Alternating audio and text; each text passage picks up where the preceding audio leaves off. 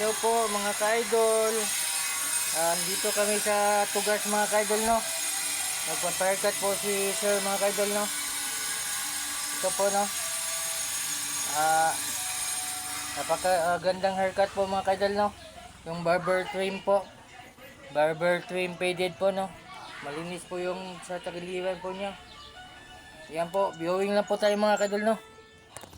Yan po mga ka-idol, no. Yung may ano sa kilay, may hairline po, no. Ayan, napakapogi mga kaidol, no. Napakalinis, no. Ayan po mga kaidol, no.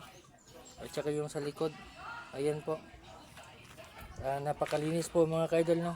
At saka yung sa tagiliran, no, sa kabila, ayan po yung haircut niya mga kaidol, no. Napakalinis, no. At saka napakabait po to sir mga kaidol, no.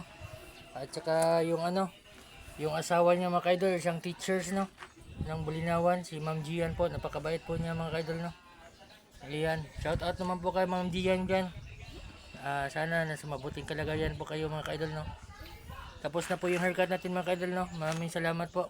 I love you po sa lahat mga kaidol. Yan po mga kaidol, no. Napakapogi niyo mga kaidol, no. Salamat po.